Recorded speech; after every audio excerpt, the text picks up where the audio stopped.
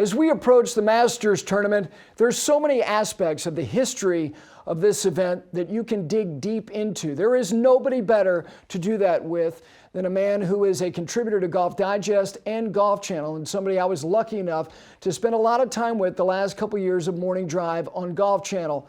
He is the principal. He pushes back on that moniker, but the principal knows, Jaime Diaz, the years, the moments, the decades. What is the greatest decade in Masters history? We dive into that coming up next.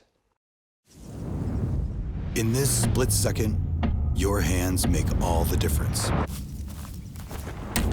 It was time for a grip to help them own the moment.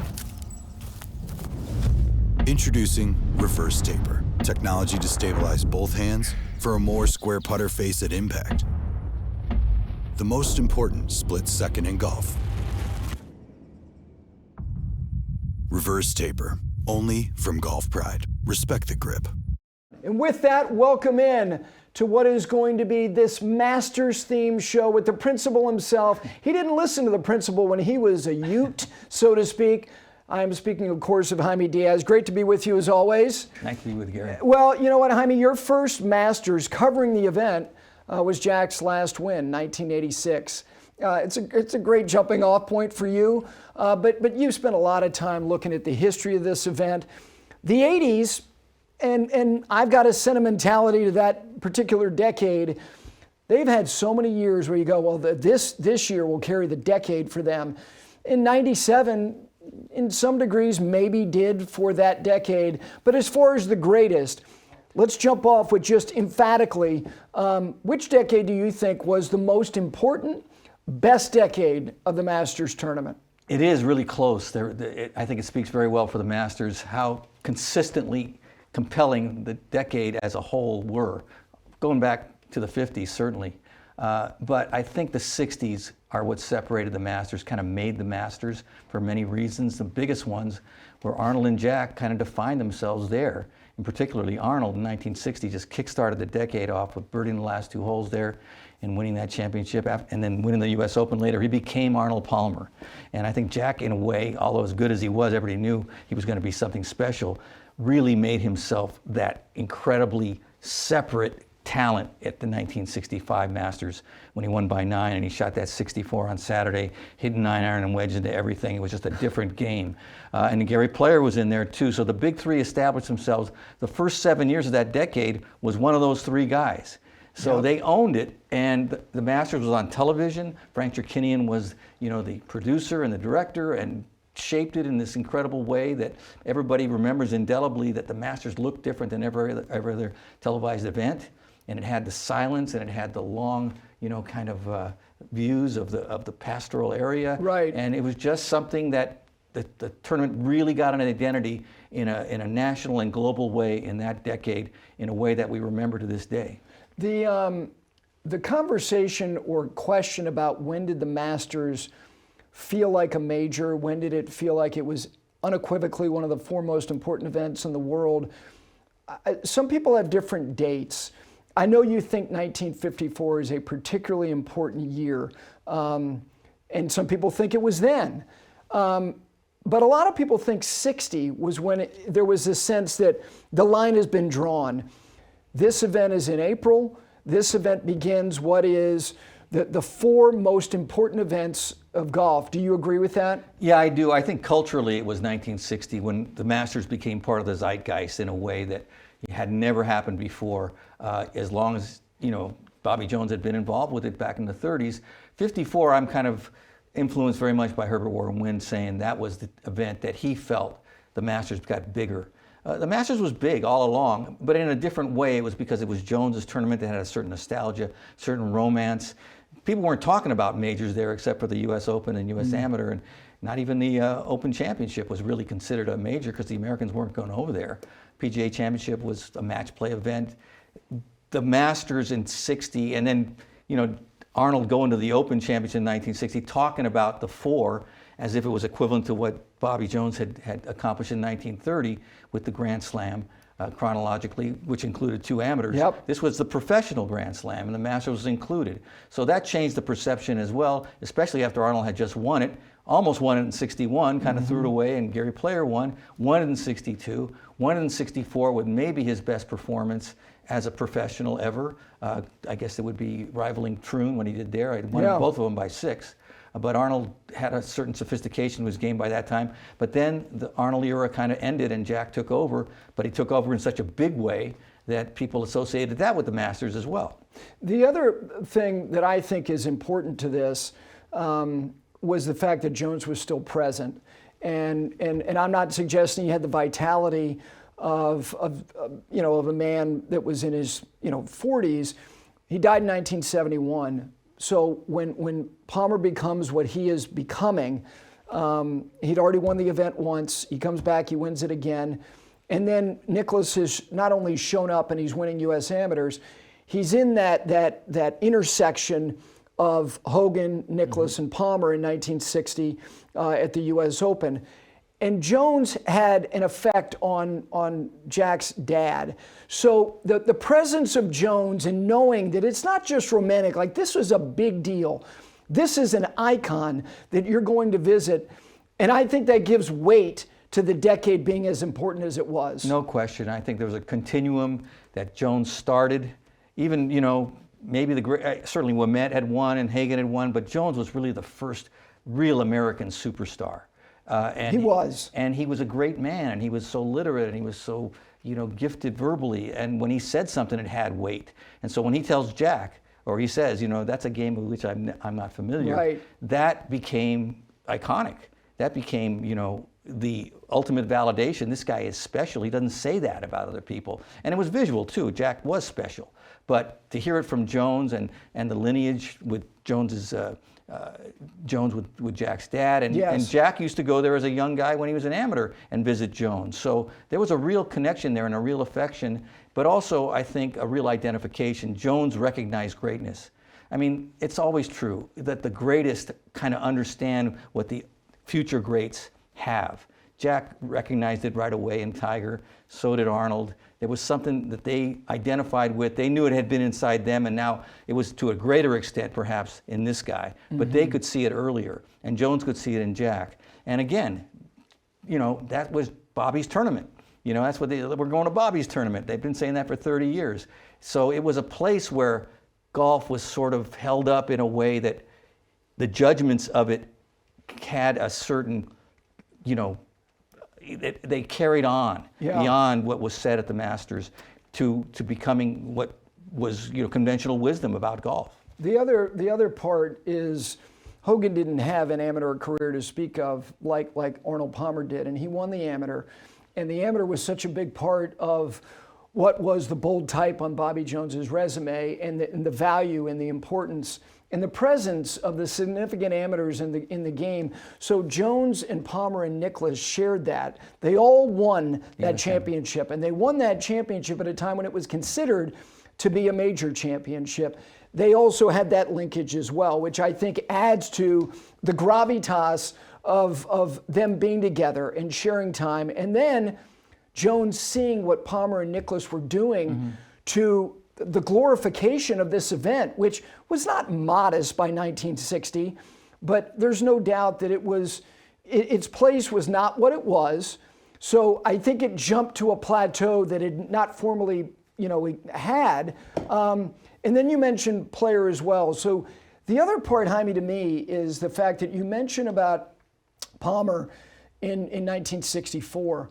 I think what's underrated about his career is the fact that, yes, the majors dried up, and it seemed inexplicable that he never won another one after 1964.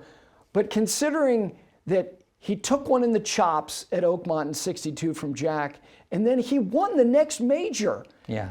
And then Jack does what he does by not only winning the U.S. Open in 62, he wins his first Masters in 63. And what does Arnold do? He returns the serve the next year in 64.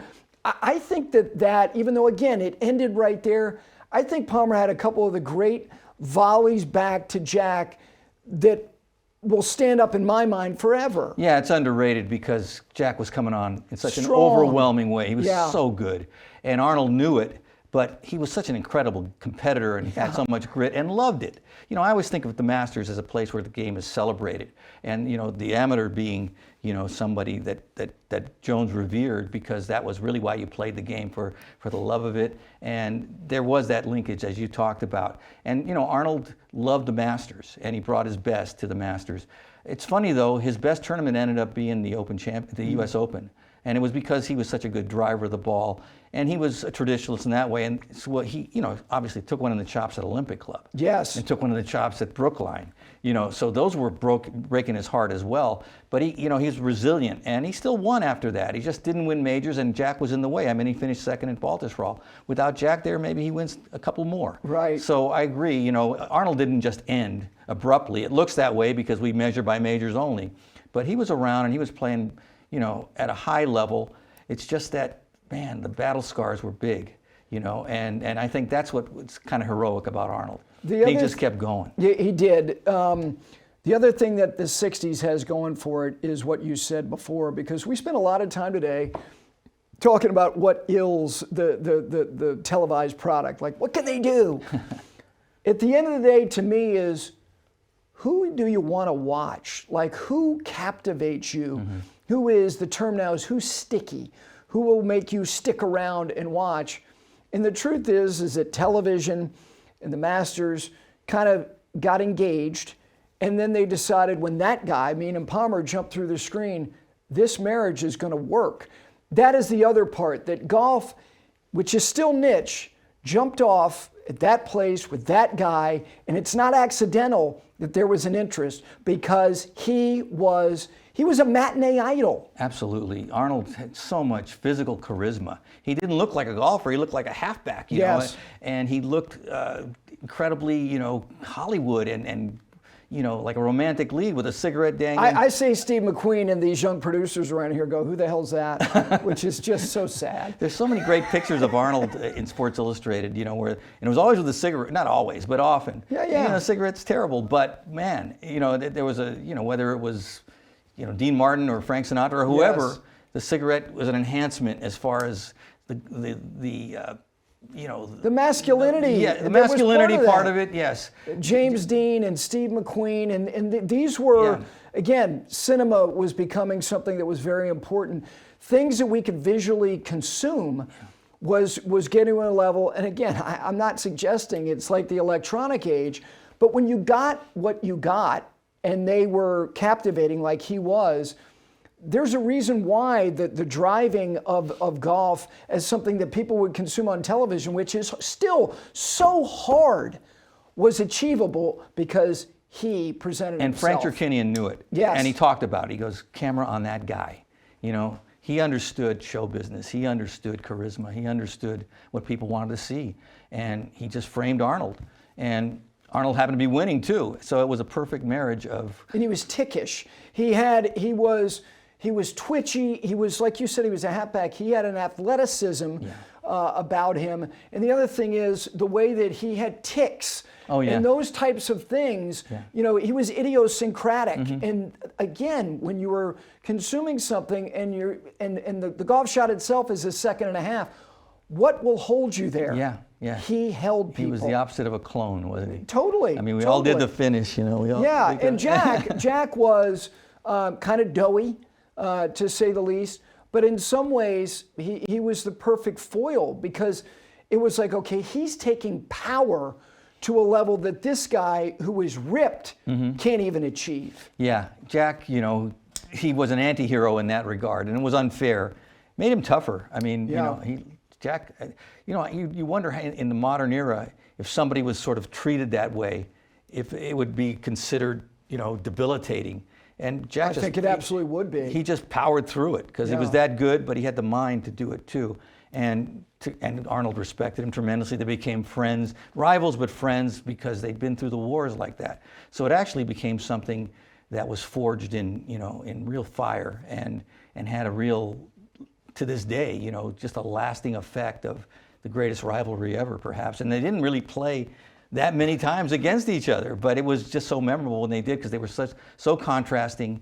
And Arnold, the most important golfer, and Jack's the best golfer. Mm-hmm. You know, Tiger Sure. Obviously in there, but before Tiger, there was no question. And Arnold probably still remains the most important golfer. Yeah, no, I'm with you on that. Let me. It's not about pushing back and not trying to point out demerits to the decade, but like you said, it is Palmer, Nicklaus, or Player from 1960 to 1966. And Player became the first player outside of the United States to win it in 1961. That's significant. And then after that, look, Gabe Brewer, Bob Goldby, and George Archer they're wonderful players, but the momentum at some point has to ebb. And the truth is, how do you whether it's rationalize or deal with the fact that the back end of the decade was not what the first 7 years were. Yeah, you have to be a purist to kind of appreciate. Sure. Brewer probably should have won in '66. He three-putted the 72nd hole and went to the playoff, and Jack won. And so he came back, and Gabe Brewer was a special player in his own way. These guys won a fair number of golf tournaments, no doubt. George Archer, one of the great short games, but and '68, of course, is known obviously for DeVincenzo's mistake. And Goldby. It's a very famous Masters, but there is there's a sadness to it. I agree. It detracts from the overall strength of the '60s, but it got such a head start that I'm going to say that they didn't catch it at the end. They hung on. All right, that's fair. That's fair. Here's the other thing: is that the decades that I think challenge the '60s and stand really tall up against it are the two that followed. And let's start with the '70s. I think that, some people, as much as there is an affection and a nostalgia and a historical component to '86 that puts it in a category that, even though '19 was really, really special, '86 for a lot of people will never be touched. But '75, many people, and I think you're right in that camp, would argue comfortably that it was the best. Well, in terms of the level of performance and the players involved at their peak, you got Jack Nicklaus, obviously, but Johnny Miller, who's coming off this incredible year in '74 where he's just run the table and won by 14 shots and 9 shots and 11 shots. I mean, there was a moment there where it's like, maybe Johnny's the best player. And Tom Weiskopf had played wonderfully in '73, had a great year. Was hurt a little bit, had a thumb injury in '74. Had a major. Got his major, but a majestic player who, in full flight, many people said actually has the most firepower of anybody. And here they were. Probably there wasn't a world ranking then, but they were probably 1, 2, 3 in the world. Mm-hmm. And they're coming down the stretch, and that just doesn't happen in major championships. And so in '75, they come down the stretch and all playing very well. Jack hits some incredible shots. The 1 iron on 15. For all the memorable 1 irons that Jack hit, that's the best one. He's got a catalog. That's the best one. Yeah. And he says it himself, and it looks like the best one because when he hit it, I mean, the recoil was so graceful and so satisfying. It was like the early, iteration of the twirl. But even better. And he was walking, and he was like so pumped and so in the moment, and really in his prime at that time. Sure, he played better as far as pure firepower in the '60s, but as a mature golfer, well-rounded golfer, he was at his best in the '70s, and he'd won twice before this at the Masters in the '70s. Right. So, Jack was something special. Miller, I think, shot 131 on the weekend, which is still a record. Yeah. So the level was incredible. Yep. He thought he was out of it. The putt Jack made on 16 to this day is probably the most dramatic little enclosed theater of 3 great players vying for something. And Henry Longhurst is very. It's kind of, you got to listen closely to hear what he had to what he said. But again, it's like, who happened to be there? Of all people, it's. Oh, I've never seen a putt like that. He said. Yes, it was very quick, but the way he said it, he was genuinely surprised. Yes. And he'd seen everything, and so it was a special thing, and it almost carries the decade. But Jack had won twice, as I say, and there were other great, uniform. Let's see, Raymond won by a lot. Tom Watson beat Jack in '77.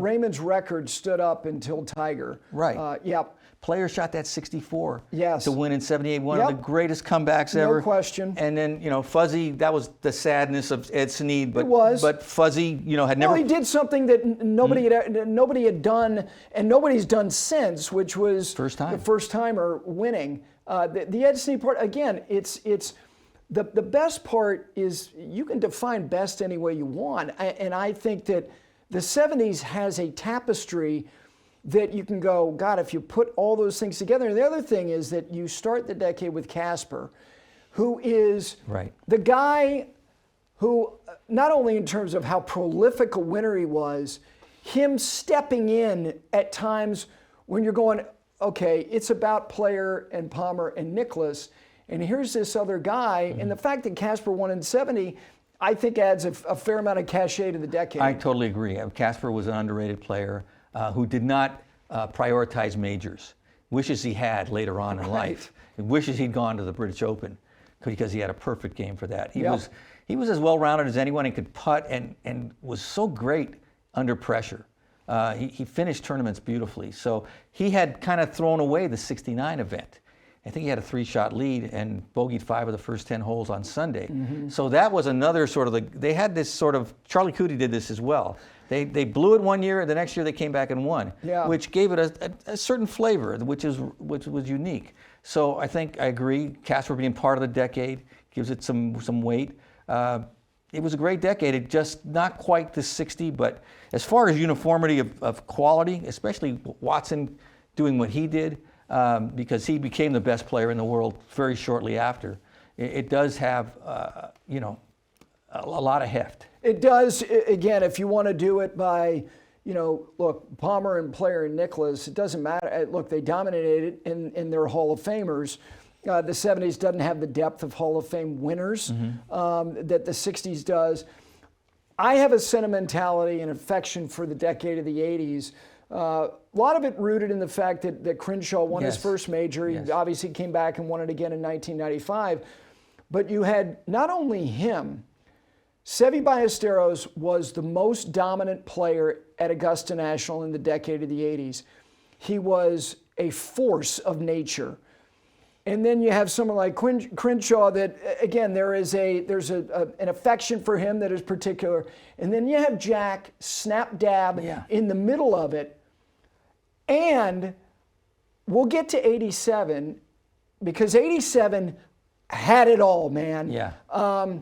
I think the 80s could stand up and go, wait a second here. Yeah, I don't disagree. Yeah. Yeah, I think Seve had a 10-stroke lead at one point in that tournament in 80. Right. I mean, he was a lot like Tiger, young Tiger. I mean, he drove it not that crooked at that time, and he was really long and magical hands, magical short game, and incredible competitor, intense.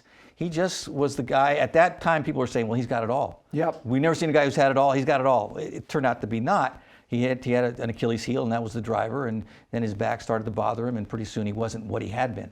But, that was a great way to enter the decade. Really special. And, Craig Stadler and Polo, I guess that's a pause, but it's okay. It's okay. And Craig had a very nice career. Again, not a Hall of Famer, but the decade is decorated. It's not only Seve in doing what he did in 1980. I think you would agree that in 1981, Jack is 41. Yes, he had won 2 majors in 1980. But I don't think anybody paused when they said that Watson's the best player now. No, he had earned it. He's the best player, and he wins in 1981. And he won. So then you have Stadler in 82, and then you go back to Seve in 83. And here's the other thing that's developing, Jaime, is the emergence of the Europeans. And I think that not only the decade that has culminated at the end of it by Faldo in 89 and 90, you have Langer in the middle of it, you have Lyle, whose career I think is underappreciated. This is happening simultaneously when with Europe's saying, we are now continental Europe is now part of the Ryder Cup, and we are throwing haymakers at the United States. And that's why I think it gives heft to that decade. And also, the Masters, I think, encouraged shot making more because of the lay of the land and the way the design kind of allowed creativity, which Seve showed. But we're starting to see the Europeans played perhaps a little more interesting tee to green variety of the game. They had more shots because Europe was a place where the weather wasn't great and the golf courses sometimes were a little fiddly, and you just had to come up with stuff, and you started seeing they were better improvisers. And again, it's a very fine line, but there was a certain quality to the way they played that gave them perhaps a little bit of an advantage at Augusta. And one guy we haven't mentioned was Greg Norman. And Greg Norman was right there in '86. Yep. He didn't make the par in 18 that would have tied Jack, and then '87 he was right there, and Mize does what he does. So Greg had his heart broken a couple of times at the Masters, and at that point, Greg, he gets his first major in '86 at the Open Championship, and now the majors have dried up for Watson, and now Greg is looked upon as being the most charismatic of the players. He comes from Australia. Right. He has a persona about him. There's an inevitability, like it was with Weiskopf, of him winning, and he suffers. In '86, look, he and Tom Kite both rolled putts over the right edge that you're going, how the hell did neither one of those putts go in? And obviously Greg, playing with Nick Price, they look like they're out of it. Yeah. And then he gets on a flyer, gets to 18, and hits the 4-iron above the right bunker. Well, and that was, we talk about closing, and that was an early precursor. And he done it at Winged Foot as well. Correct. He hit it way right on 72nd. Yes. So he was fighting something that ended up becoming a pattern. And then it happened again. He did it again in '86 at Shinnecock. You know what else had happened? '89 at the Masters. Yep. He was coming down. That was such a dogfight, and it was in the rain, and it was brutal, and it was Crenshaw was there, and Scott Hoke, Mike Reed, a bunch of players, and Greg, obviously. Crenshaw, you mentioned him, excuse me.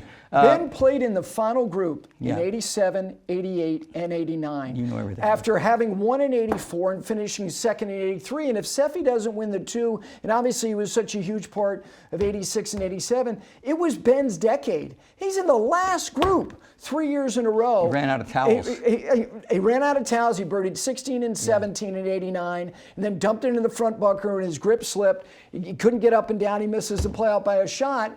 And then he 3-putts 17 in 1987, and he can't birdie 18, and he misses a playoff by a shot there with Mize and Seve and Norman. And it all just reinforces what the great Sundays were at Augusta.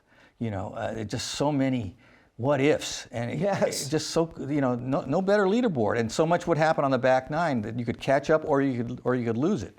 So I think everything about Crenshaw, but a lot of substance, a lot of really good players. Just such throwing a themselves collage into of players. Super intense moments, and that's when the Masters started to become, to a lot of people, America's tournament, the favorite major. Yeah. The '87 Masters, I think we were talking about Arnold responding to things like he did in '62 after losing the playoff at Oakmont and then winning the next major. Even though he didn't win. The fact that Seve pulled himself off the mat after what happened in '86, he hits the second shot onto the green on 13, shakes his brother's hand as if it's over, and then dumps it in the water, and he gets into a playoff the next year. He would later talk about '86 being very debilitating to his, as he said, I lose my finishing punch. As a boxer kind of analogy. Yeah. And he wasn't ever the same. He always felt pressure more. He had a harder time closing. '87, he 3-putts the first playoff hole. It was brutal. And that image, Jaime, again, CBS. Oh, yeah. The image, there's certain images that will always stand up for me. And CBS using their camera from behind the 10th green, showing him walking back straight up the hill. Like Sisyphus, That was brutal with his brother, Brutal. all alone. All alone. Yeah, that was. The parade is going to 11. Very poignant. Very poignant. Yeah. Now, he did win the Open He was in the next tears. year. Yeah. He won the Open in '88, but there was something just particularly powerfully sad about that. And then here's Greg. And now Greg has experienced blowing it right, not only at Augusta National, but at Shinnecock in '86. And then he has the Tway moment at the PGA in '86. So here we're now at the next major. After the hole out of Bob Tway at Inverness, And here he is. He's in the catbird seat, Jaime. He has hit it exactly where he needed to hit it. And he's against Larry Mize, who's not going to hold up. I mean, that's unfair, but this is what happens when you start stereotyping. And he hit the proper shot. Mize is hit it way right. And there's no way in God's green earth that guy's getting up and down to make 4. Forget about holding it. Forget it. Forget it. And here's the other thing I love this about television. Venturi, who is the lead analyst for the broadcast, who they always position him on 13, and he and Summerall figured out a way to make it work that they didn't need to be sitting next to each other. He's now the walking guy. Oh, I didn't. He's down there with a mic pack, walking with those guys on 13, and they also had Steve Melnick as well. Mm-hmm. Venturi and Melnick they're each assigned a guy. Oh my God! I mean that's to me, great trivia. I had no idea. Yeah. Something about that again, 87 has got something. And then Lyle, to me, he's underrated. Yeah, well, his peak was, you've heard this, that when they asked, I think they asked Seve, so if everybody in the world is playing their best, yeah. Oh, it's not that he just said Sandy. He said, oh, Sandy, of course. He had an extra gear. I remember that Ryder Cup in 87, he's driving with a 1-iron and putting it by, Andy Bean, all these big hitters from Dan Pohl, he's hitting 1-iron by him, or at least right with him. And it's like, wow, who is this guy? And, he was kind of this ungainly, kind of farm strong kind of guy. Farm strong. And very, very gifted, great hands. The shot, of course, out of the bunker in '88 on 18. Yes. Nobody's done that since to win the championship. I mean, it broke Calcavecchia's heart. Sandy, but it was a very fleeting moment. Yes. And he lost his game completely by 89. Wow. Yes. That's golf. I mean, holy Still a cow. Hall of Famer. Yes. Had a Hall of Fame career, and that's where, again, from the beginning of the decade to the end, Larry Mize and Craig Stadler are the only 2 non-Hall of Fame members who won in the decade. And let's give Faldo credit. I mean, sure. I mean, he won a lot of majors very narrowly, but the guy. He had 3 top 10s at Augusta National in his career. All 3 of them were wins. Talk about an opportunist. Oh my God. But he was a tough competitor and very well-rounded. He'd worked on his game so that it would hold up in those moments. And it did, barely. I mean, I'm not saying he was struggling. I'm just saying it was just enough. But it was the difference. Yeah. And he'd made that sacrifice with David Ledbetter back in 85. Yeah. Mm-hmm. Which to me, the total reconstruction, and for him to again, he'd won the Open Championship in 87, and Azinger, again, Paul certainly had his chances. But the 89 thing with Hoke is that Scott is, again, because he didn't win a major, God, Scott Hoke was a good player. Well, and he was made for majors because he hit beautiful, high, very accurate irons. And they could hold the firmest greens. And he always had, I remember, it was 87 PGA. And the greens were baked. It was at Palm Beach Gardens. Yes. It was brutal. And it was hot. Oh, my God. But Scott Hoke, kind of hanging in there, hitting greens. Everybody else is bouncing it over. He had a special quality to his game. The putter was always a little streaky, and he just looked at that putt too long. I remember I was actually watching it in the press room, and Ben Crenshaw had come in for his interview, and he's watching, and he's going, step away from it. You're over. And he had played with Scott. Yeah. You're over it too long. Yeah. He just knew, and that we talk about that palpable feeling, that instinct. If you've watched a lot of golf, you do kind of go, this guy's going to make this, or this ain't going in. Right. And who knows why, but it's an intuitive thing, and I trust it more than I used to. Scott Hoke on the 17th hole in regulation missed the green wide right and had to play his third shot. It was coming down in buckets. And Crenshaw had taken his Nabisco visor off on the 16th green because the water was dripping off the end. Threw it toward Carl Jackson and made the putt. And then he wound up making a double breaker on 17. All of a sudden, he's tied for the lead. And Scott Hoke hit one of the great recovery shots he didn't make the putt. I know. And if he makes that, I think that would have, maybe he goes on and he wins. That would have stood up as one of the great up and downs of all time. And then the heartbreak of it. And I think that Faldo adds to I think the overall value of that 89 Masters, because he came back and he did it again, and then obviously he had his final chapter with Norman in 1996. If Faldo's a one-off, I think that Masters, okay, it's whatever it is. No, it gives it. Faldo makes it because of what he went on to do starting the next year, and Faldo doing something only Jack had done. Right. No, Yeah. he had focused on majors. He didn't win a heck of a lot of tournaments, regular events. Right. He was playing for those. And he had the bottle, as they said, at the big moments. Because he'd given up a couple of leads in those majors, but he got him back. Even in the playoff with Hoke, he put in the bunker on 10.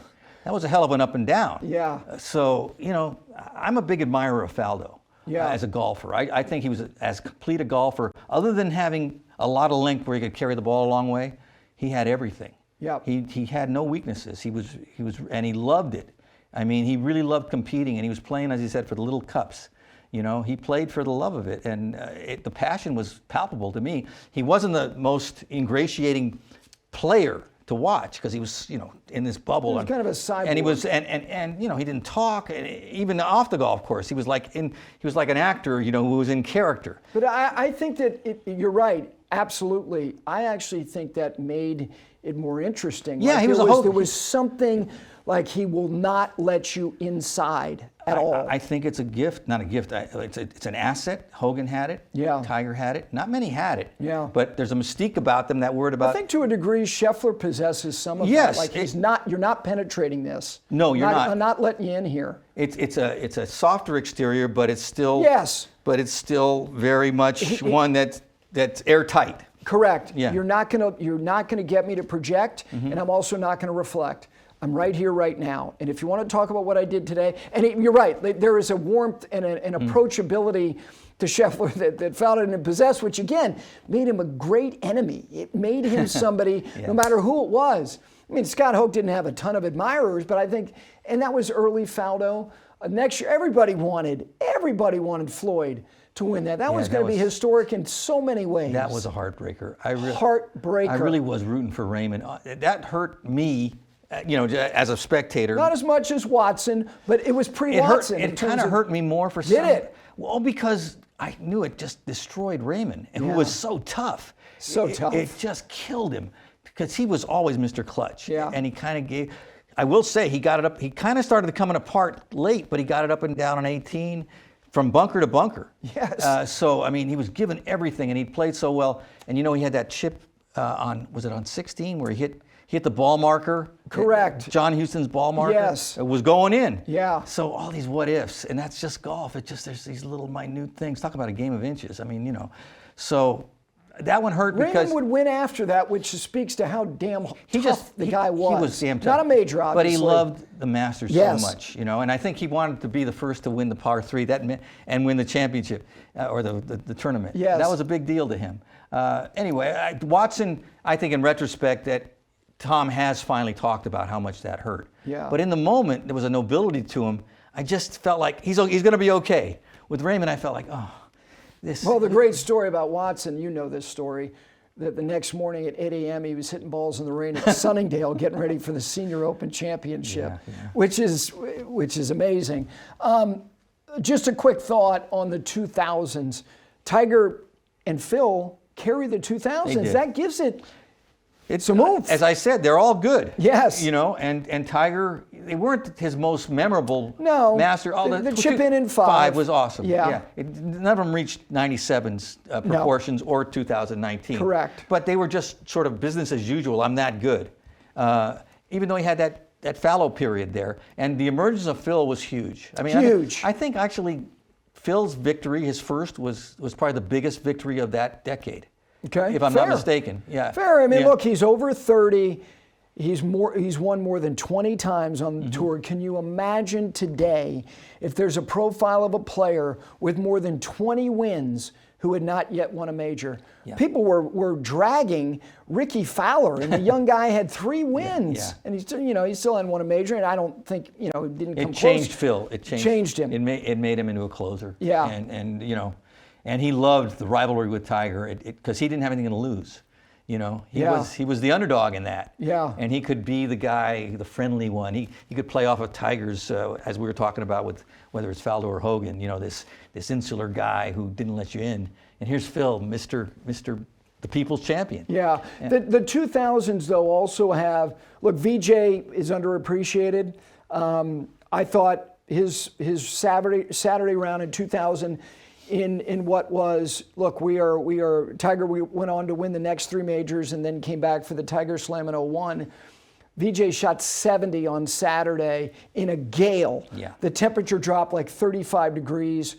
Tiger had gone off earlier. He didn't have the lowest score of the day, but among the last 8 groups who were out there, his score in relation to the balance of them was like 7 shots better. His 70, and I remember seeing Nance that night, and he said, how good was that? He was with Tommy Spencer and Brant Packer, and he said he won the golf tournament today, and he was right. You know, it's funny about VJ.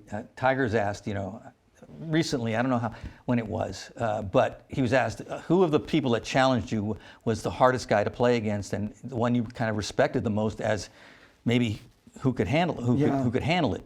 And he goes, VJ. He goes, you know, all he ever said was Titleist 2.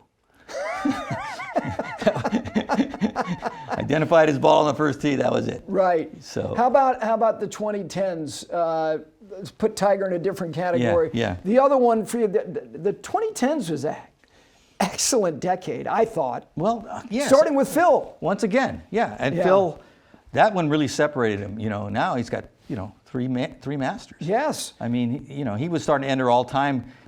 Here's the other thing. Here's the other thing, Jaime, about when he won in 2010. He knew that there were certain things that he could never have over Tiger, but he's now one behind him. Now Tiger obviously got the additional one in 19, but there were a couple of things that I thought Phil could have as real feathers.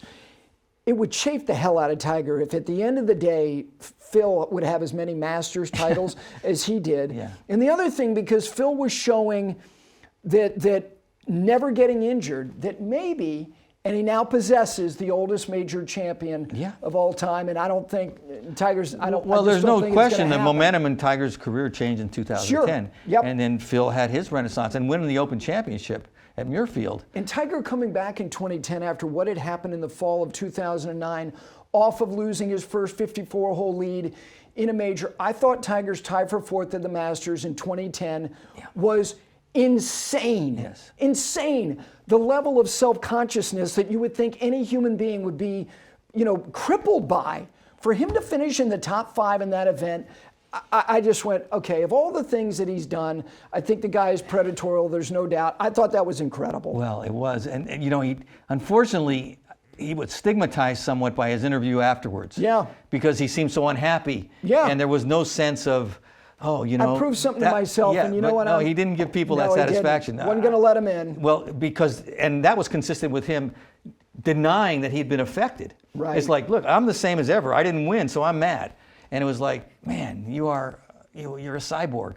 Right. Right. Yeah. But then Schwartzel, he was young at the time. He didn't know. He was I think it was it Art Wall who maybe was the only other player who birdied the last 4 holes to win. 59, yeah. So here he comes, and you're going, who's this dude? Well. And then Bubba, and Bubba is particular. He has got a way about him, and also the way that he did it in 12. I think he's one of the most unfulfilled talents I've ever seen. Yeah. Now he's won 2 majors. Yeah. But that was in him all the time. Yeah. He just couldn't bring it out very often. Yeah. Augusta did. Riviera did for some reason. Yes. I guess because he really, he's the guy who learned with a plastic ball in the wind in the front of that I thought he was always looking for reasons to feel defeated. Yes. I thought he did that in the U.S. Open with setups. A lot of neuroses going on. No question. Yeah, and so in a way, he's a triumphant story because who knows what he overcame. Yeah. I mean, even going to live the way he did, just disappearing from any competitiveness at all. It's like there was a relief. I'm done with this. Yeah. It's always been a burden. But he managed to be, a champion at the Masters. And, the left-handed thing started to become a real thing, especially with the modern driver. Hitting a big power cut instead of the big draw, which used to be the money shot. The money shot became the left-handed cut. Truly. Yeah. It truly did. And Phil benefited from that too. The other thing about that decade is that you have the first Australian to win it. He does it in what was, really extraordinary fashion because, again, these shots that are lost because of what the ultimate result is. For Adam Scott to do what he did, to post the score that he did, and then again, in a downpour, Angel Cabrera stones it dead. That was great. Oh, that was incredible. Yeah. And then Adam, he wraps it in on the 10th hole. He has a great moment, great slow motion camera of the raindrops. What a shot. That's one of the best. One of the great shots of all time. But also in 13 was the episode with Tiger with the drop on 15. Yeah. Again. That could have, boy, that's an amazing moment because nobody would have even known that he broke the rule except that he said, I dropped it 2 club takes back to because I just hit the flag. So he self-indicted without knowing the rule. And I could see why he probably knew the rule, but he was probably, even Tiger, was nonplussed by that. I thought that was arrogance. Like it was a display. Like wait a second, really? You said this is almost like a throwaway line, but it was almost like to validate how precise you are. That, and of all people, it's David Eager, who wonderful player in his own right, who obviously has a history as a rules official, and that begins this extraordinary episode of him coming because to Augusta they didn't National. tell Tiger until after he signed his card. So they released him, and essentially absolved him. But I thought it was fair. You did. I did because he had signed his card without any knowledge of what that incident was. They hadn't called it on him. No, but they asked him what happened. I mean, okay, but for Fred Ridley or whoever was in there, they decided that's okay. They didn't register that was a penalty. It was a really particular specialist rules guy's eye, which was David. Correct. But it also led to conversations that day, starting with Brandel Chambly. I'm on Saturday morning, and Brandel says what he says about him, basically saying the best thing for him to do would be to recuse himself. And again, it's not about whether you agree or not. This is a fascinating chapter that is going on here. He was playing well. Was he not tied for the lead at that moment? Yeah. He was getting ready to be in the lead if he makes 4 on 15 on that Friday. And he had a good year in 2012. Yes. He was playing well. Yes. Yeah, no, that was for a while there. He'd won the Players. Whether it was karma. No, he won the Players in May. It was right after that. Yeah. But he was a 5-time winner in 2013. Right. Yeah. He was the Player of the Year that year. Was it 13 or 12? It was 13. Okay, excuse me. Yeah. Okay, I appreciate it. What was I going to say? That, for a while there, nothing in big moments went right for Tiger, where everything used to go, it's sort of this karma. Yes. But that was another one, and that's one of the worst breaks ever. And I get it. You could say, well, technically he broke the rule. He should have disqualified himself. I don't agree, because he would have, I think, if he'd known he broke the rule and signed. Yeah. But since he signed without anybody telling him, and the Masters had delayed in telling him because they didn't feel it was when it was called in originally, it was not considered, he broke the rule. Yeah. It was like, no, it's okay. Yeah. Then they reconsidered and, that's wrong. Okay, now we got to penalize him, but we shouldn't disqualify him because he had no idea we were going to, call him on that. Yeah. Last thing about the 2010s is that Spieth finishes second in 14. He didn't do anything. Bubba was simply better than him. And then he comes back, and it is a virtuoso. That was beautiful. It was a virtuoso. That was his peak, It has was. been to this point. And then he goes on and he wins the U.S. Open, and he was, as people have dubbed him different things, golden child, whatever. He wins in 15, and here he sits standing on the 12th tee in 16. I said it the next morning, what happened was debilitating. I thought it was debilitating to the sport of professional golf because he was getting ready to do something that only a couple other players had done, and that was going back to back. And he was steamrolling toward a place at such a tender age that only Jack and Tiger were at that tall top. No, we were talking about him in that same breath. There's no doubt. Yeah. It was tough, and I'm sure it's left scars, and it changed him to some, at least minuscule amount, which is a lot in golf, especially on a Sunday. I thought when he won at Birkdale, it took even more to dig deep and overcome that memory. There was an exhaustion. There was an exhaustion, and there was a relief, because there were a couple of times where he let go of the rope. I mean, luckily he found that ball at Birkdale that he hit over the hill. Right. But that didn't used to happen. And now it was happening because the nervous system changes, He'd been through a trauma, and it's hard to overcome that.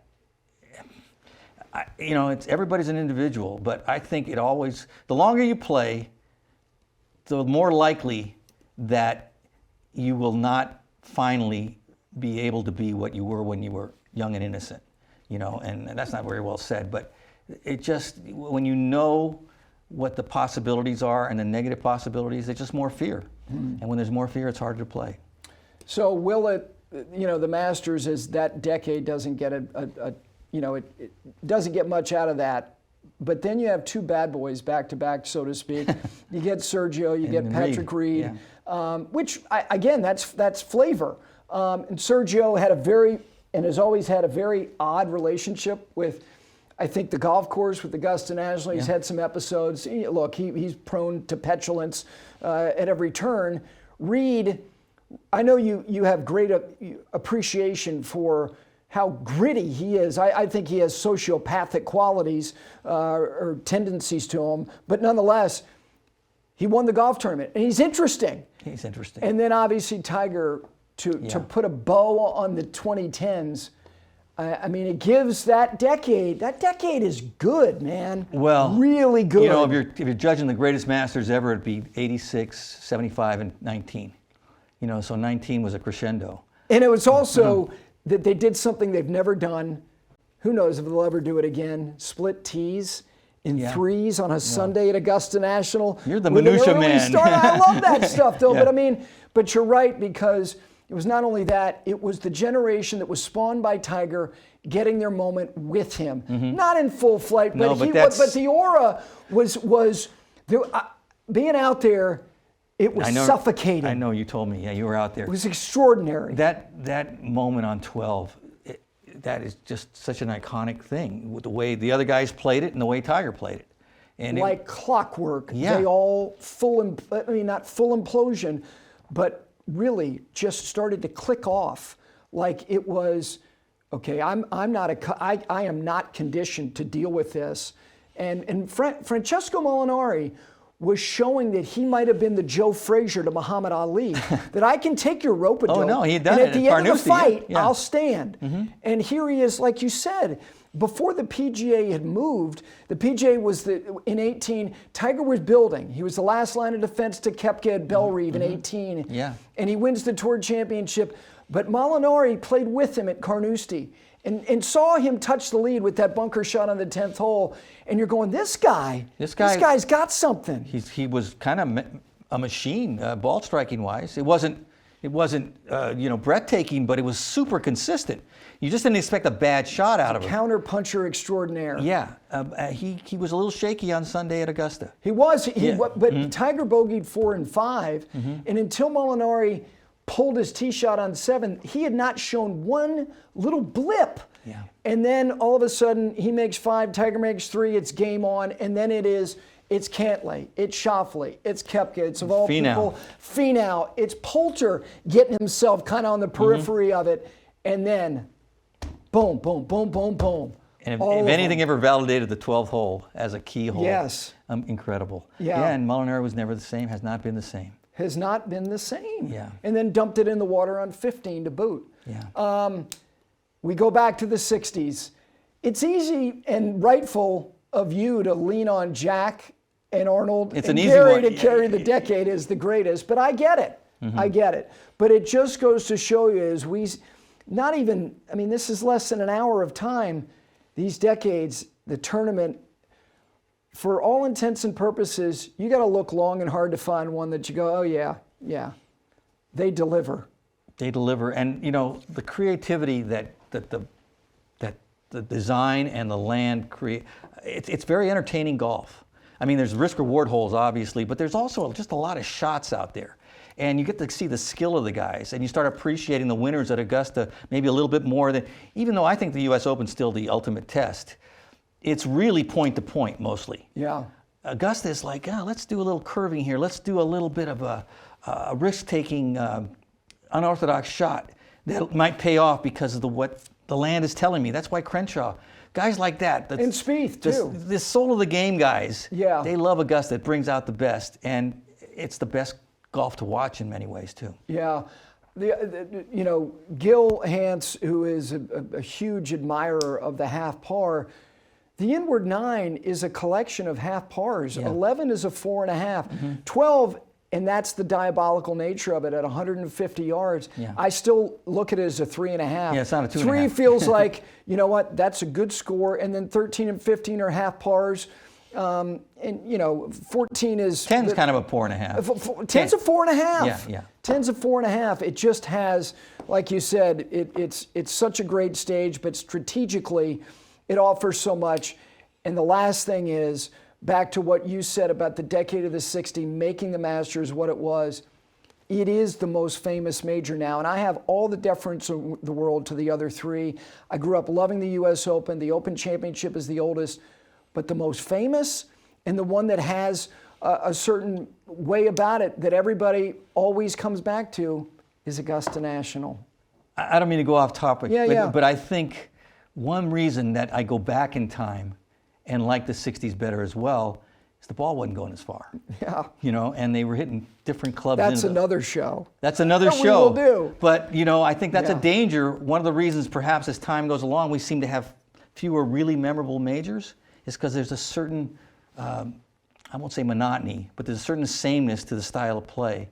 And when you had to really work the ball with a lot of different clubs, I just think the wins had a little more interest in them. Maybe I'm off on that, but I just really feel like, you look at, like hitting the green on 13 and 15, it was always a wood.